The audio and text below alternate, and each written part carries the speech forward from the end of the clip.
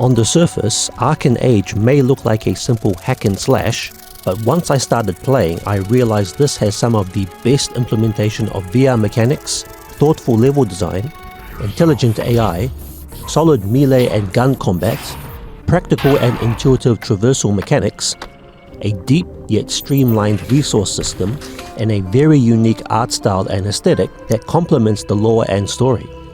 Arken Age is a rare wonder in modern VR, and I'm honestly surprised at how deep, satisfying and well thought out this game is. They didn't just slap motion controls onto a hack and slash and call it a day.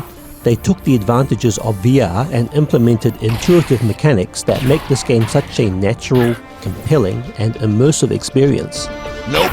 So in this video, instead of the usual review, I'll explain all the technical reasons why Arken Age is a masterclass in VR design, and why I believe this game will stand the test of time.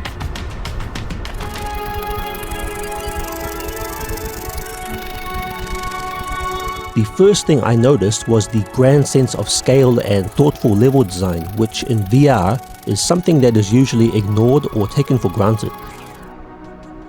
The unique Pandora-inspired architecture isn't just a part of the background, it's a core part of the traversal and exploration. Level design these days has become very flat and predictable, which in a physical medium like VR isn't very immersive. So what I love most about it is how it utilizes vertical exploration, both above and below. The verticality is what makes you feel like you're exploring a massive world, because you're not just looking on the flat x-axis, but also up and down to progress and find objectives. Untethered One, the Grand Arborist has been silent of late. To traverse upwards, you can simply flick your wrist to equip some climbing picks, which can hook into wooden surfaces. It's a simple mechanic that doesn't take up any holster space, which means less clutter on your IK body. Yet it's always there with a quick flick when you need it. Best of all, there's no fall damage, so you don't need to worry when you're on narrow ledges. The enemy does take fall damage though, so use that to your advantage. There are also plenty of loot and collectibles scattered all throughout the world, which incentivizes you to stop and observe the whole environment. And it's in these moments when you're looking and examining everything both near and far, above and below, that you really appreciate the sense of scale and the amazing level design and architecture of the Nara and Hyperion. There are so many moments where I'm just standing in awe, taking in the sights and sounds. Yes, even the sounds of the wildlife add to the immersion, as it feels like a living, breathing world. It's such a distinctive and unique art style and aesthetic that I've never seen in VR. The closest I can compare it to is a blend of Avatar's Pandora, if it were invaded by Decepticons. The level design honestly reminds me of Dark Souls, although on a slightly smaller scale.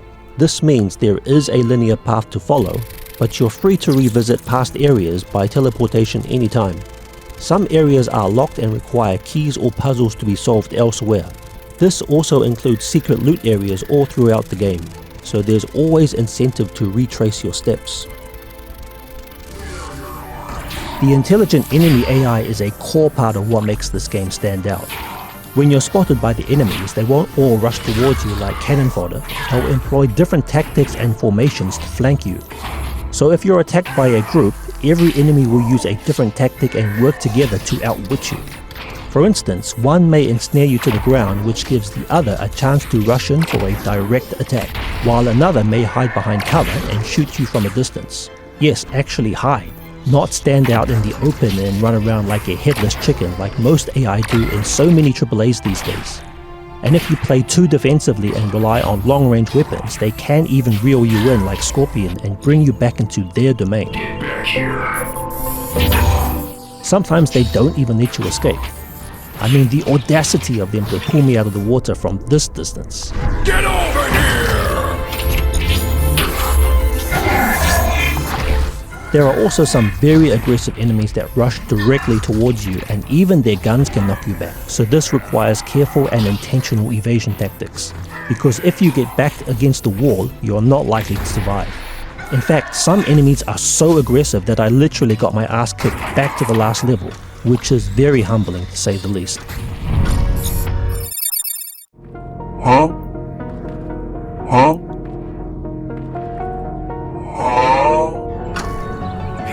Untethered one! Help! With yourself and these diseased creatures, Untethered One, are prepared to face my wrath.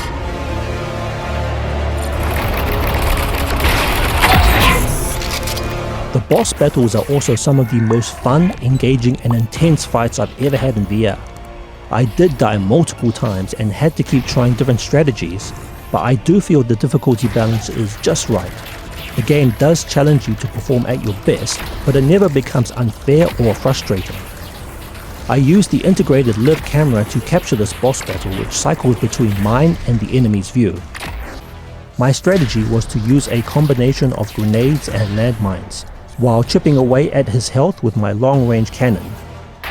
However, this gun has significant knockback when used one-handed, which can back you against the wall. But because the boss has a Gatling gun, it's essential to keep your shield up at all times. Once I get him staggered, I'll rush in for some melee attacks before he recovers. I'll briefly pause my commentary here and just let this fight scene speak for itself.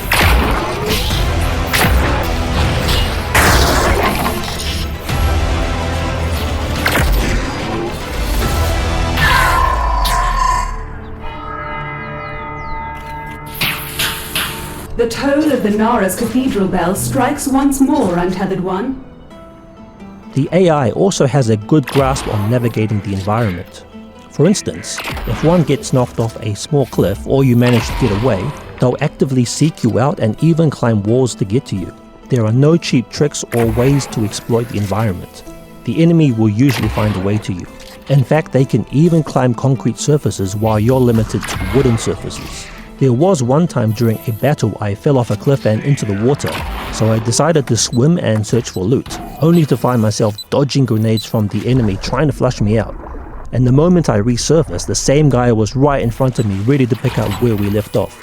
This kind of aggressive and intelligent AI keeps you immersed because you need to maintain situational awareness in order to defend every possible flank, because they'll go anywhere and use everything at their disposal to get to you.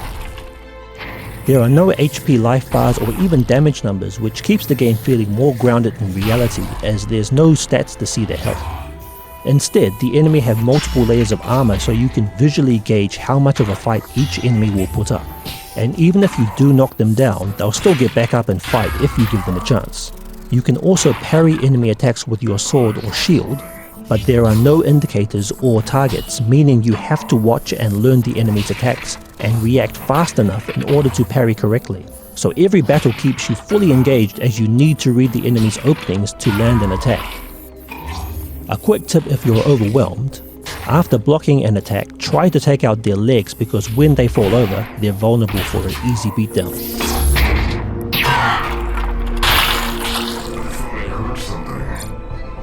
As for the weapons, there are 3 types equipped: a melee, light gun and heavy gun. The melee is mounted to your left hip, the light gun on your right hip, and the heavy gun on your right shoulder. So you'll always have access to each weapon and can easily switch on the fly. Now, the weapon customization system is really interesting. The light and heavy guns consist of the base weapon and 3 upgrade parts: the barrel, sight and stock. The barrel is what completely changes the weapon's class, such as an assault rifle, harpoon, plasma beam, etc. Whereas the sight and stock only change certain stats such as damage, velocity, recoil, etc. You can also use the gun without any parts. For instance, the heavy gun is usually different variations of rifles, but without a barrel it becomes a shotgun. There are multiple matching sets for each weapon.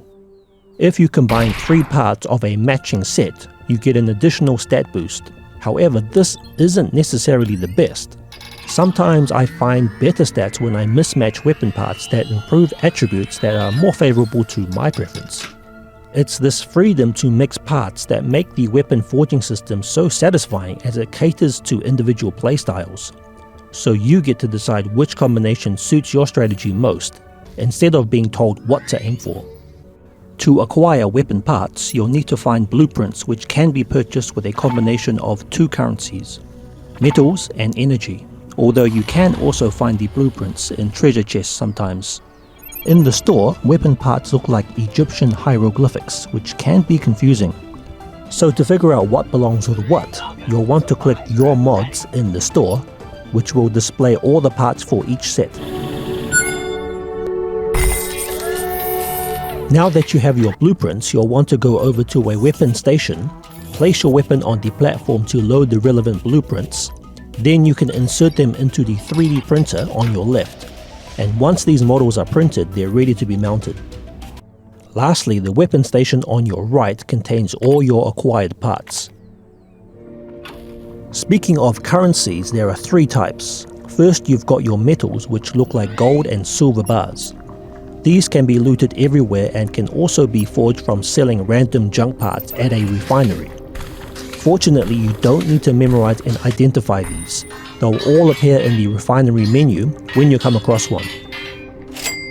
The second currency is a blue energy, a bit like the souls in Dark Souls.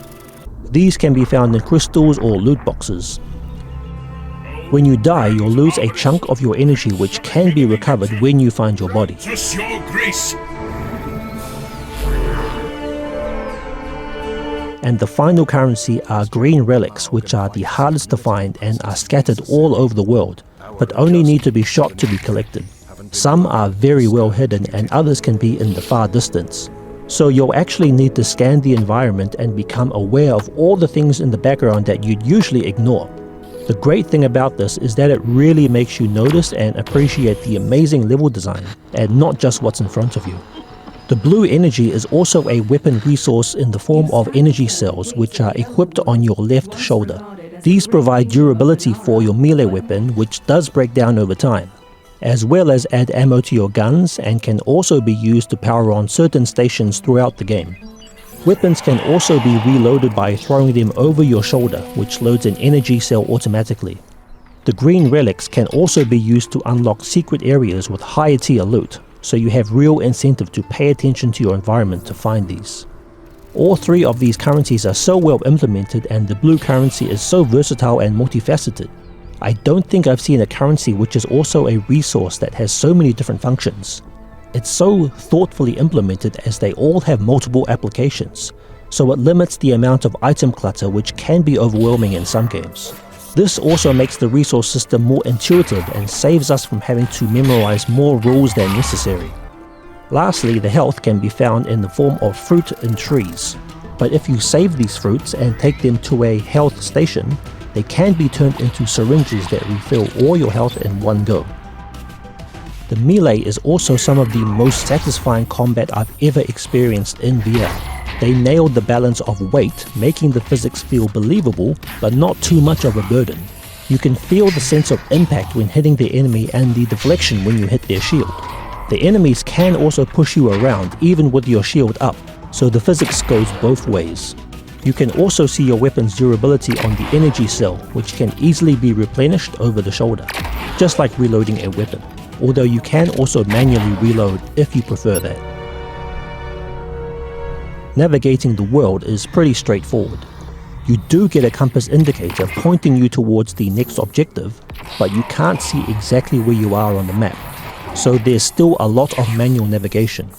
There are also no waypoints or lines to follow. It's up to you to observe the environment and figure out the correct course of action. The game is also extremely well optimized.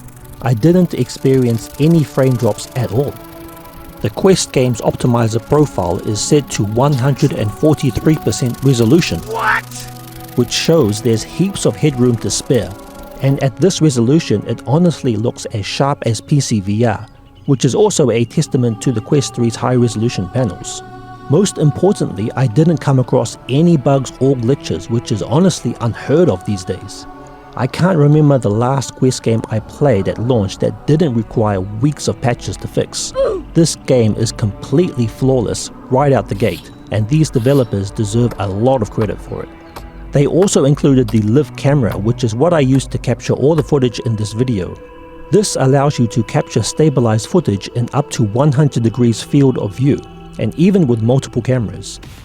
If you're a creator, I'd highly recommend using this as the footage is much more comfortable to watch. compared to the default crop capture, which makes up about 90% of the VR content you see on YouTube these days.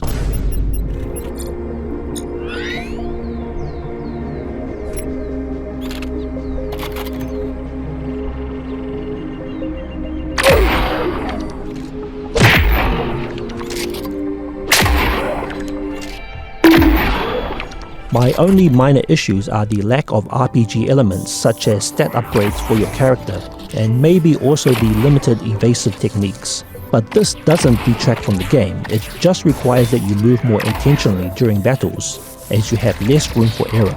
In this game, it is always a skill issue and not a design fault. So in this sense, it's like a simplified Dark Souls Lite, as in very similar combat and exploration, but with less upgrades and character abilities. However, the weapon customization largely compensates for that, and is one of my favorite features of the game. Lastly, the boss battles are very satisfying, but they could do with a bit more variety in boss types and tactics. As for the actual story, I'll keep it a surprise and let you discover it for yourself. All I'll say is that it feels very inspired by the Na'vi in Avatar, who are up against an oppressive, overwhelming technological force, which is also quite like the movie. The price is $29, but you can get an additional 10% off using my discount code VRCT, or just follow the link in the description. Considering the amount of content and the solid gameplay experience, this is completely worthy of the price. Lastly, remember the name Vitruvius VR, because these developers are going to become a top-tier studio in VR. Arken Age isn't just a very well thought out and polished VR game, it is also very well optimized and bug-free from day one, which should be commended as it's sadly a bit of a rarity these days. So I'll be keeping a close eye on whatever they do next. If you found this style of review helpful, let me know in the comments. Be sure to hit the like button and subscribe if you want to see more like this. And I'll see you in the next.